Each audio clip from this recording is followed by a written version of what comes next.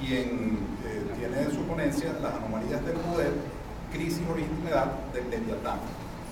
Rápidamente, el profesor Omar Astorga, profesor de la UCB, profesor titular, doctor en filosofía, se ha dedicado a la docencia e investigación en el campo de la filosofía política moderna y contemporánea, así como al ensayismo político en América Latina.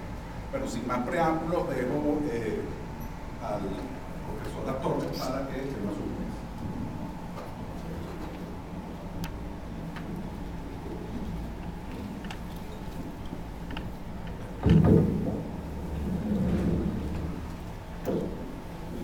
Muchas gracias, Ricardo. Muchas gracias, profesor Miguel Albuda, por la invitación. Por supuesto, al Instituto de Filosofía, a la PUC y a la Sociedad Venezolana de Filosofía que pues han organizado este evento tan significativo, tan oportuno, sobre todo por lo que ha venido sucediendo del año pasado para acá y por los acontecimientos recientes. Ok. Bueno, un poco a manera de tratar de ajustarme al tiempo y quizás al resabio de las ponencias, pues, suele traer la cosa por escrito. Aquí traje, vamos a decirlo así, media ponencia, porque nos dieron apenas 10 minutos, generalmente son 20, de modo tal que voy a tratar de leer ajustándome al tiempo establecido. El título de la ponencia es Las anomalías del poder, crisis o legitimación del Leviatán. A manera de introducción voy a presentar una reflexión general que no tiene directamente que ver con la situación venezolana, pero que me parece importante, porque a veces uno, por la cuestión de la inmediatez, de la coyuntura, del Twitter, pues se olvida de contextos geográficos o históricos que pueden ser, digamos, útiles en el momento de tratar de comprender algunos fenómenos. Bueno, el poder en sí mismo es una anomalía porque supone de alguna manera el camino de la servidumbre. Como bien decía Rousseau, el hombre es naturalmente libre, pero en todas partes se halla encadenado. En la época moderna, el Estado absoluto fue la forma política que legitimó esa condición.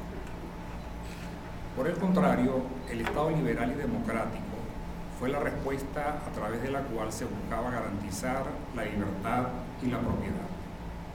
Este tipo de Estado también encierra anomalías, pues la libertad y la vida quedan sometidas al control y la disciplina que encierra el principio de representación. El siglo XX reveló tendencias que iban más allá del esquema absolutista o liberal. Por un lado, el totalitarismo de Alemania, Italia y la Unión Soviética. Por otro lado, surgieron combinaciones que se han prolongado hasta el siglo XXI. Valga destacar el caso chino o el caso cubano. En el primero coexiste el despotismo político junto al capitalismo salvaje en buena medida exitoso, y en el segundo se combina el despotismo político con un modelo económico estatista que ha conducido a la miseria. En todos estos casos se ha puesto en evidencia de diversas maneras las formas perversas inmanentes al ejercicio del poder. Podríamos decir que el Estado ciertamente es un mal necesario, pero su peso en la sociedad depende de la forma como la sociedad logre controlar el afán insaciable de poder. El Estado latinoamericano es quizás más complejo y contradictorio. Para decirlo con una fórmula simple, mientras en Europa las necesidades y contradicciones de la sociedad civil determinaron las formas de ejercer el poder, en América Latina la sociedad civil fue producto del Estado. Se suele hablar del Estado fallido, pero también podría llamarse fallida a la sociedad que ha surgido a la sombra del poder, es decir, del estatismo, del personalismo político y del rentismo. Bueno, esta era, digamos, la parte introductoria que quería destacar. ¿Qué hizo el chavismo? planificó y agudizó las tendencias disgregadoras que aparecieron como saldo del siglo XX. Y lo hizo apuntando masivamente, gracias a la renta petrolera, a la fragmentación del poder. La invención de los sindicatos paralelos, los consejos comunales, el sistema paralelo de salud y educación, los nuevos y también antiguos medios de comunicación, los círculos bolivarianos, las milicias, la delincuencia impune, el crecimiento masivo de los laberintos de la corrupción, la partidización de las Fuerzas Armadas, fueron algunas de las manifestaciones de este proceso. ¿Qué hizo la oposición?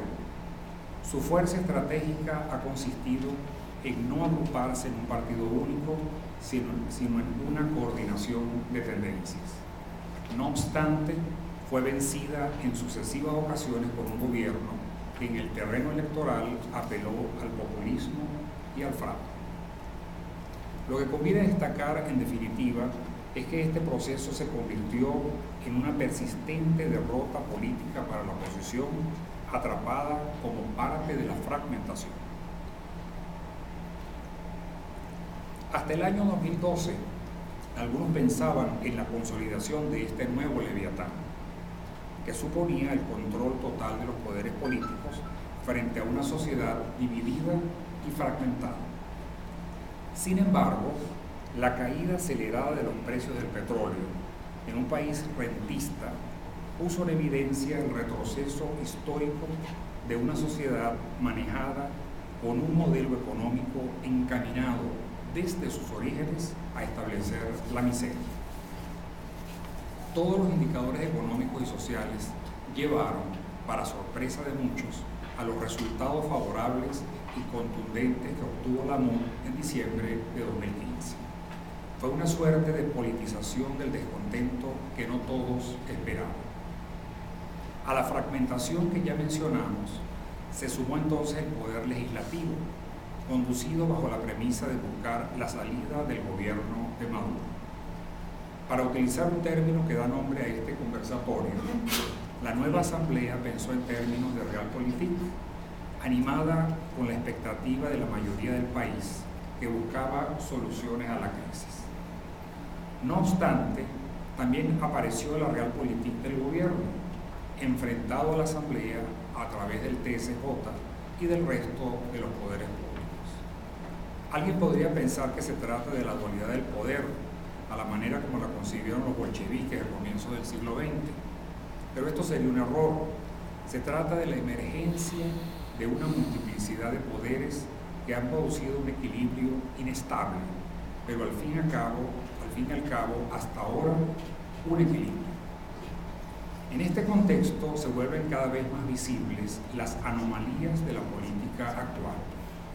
Por un lado, la crisis del poder expresada en tres aspectos fundamentales: la ausencia del liderazgo carismático, el incremento y enfrentamiento del poder de los grupos y subgrupos fragmentados o subordinados, llámese colectivos, Fuerzas Armadas, Asamblea, TSJ, etc. Y por otro lado, la persistencia del modelo estatista y rentista. ¿Cuál es la anomalía que observamos aquí? Que la crisis radical del poder no ha sido suficiente para que se produzcan cambios políticos significativos. La razón de ello podría explicarse quizás desde otra anomalía. La fragmentación del poder ha llegado al punto de que, si bien ya no existe la figura del líder carismático ni una estructura racional de dominación, sino antes bien el vacío y la descomposición, empieza a consolidarse una nueva estructura de servidumbre y miseria, rutinizada, hecha costumbre y alimentada por el temor. Es una forma de biopolítica en la que va disminuyendo aparentemente la fuerza de la sociedad.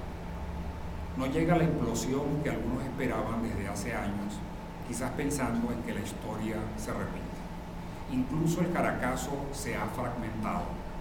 Y más aún, el crecimiento exponencial del desabastecimiento, la inflación y la delincuencia no necesariamente anuncia un cambio del modelo político.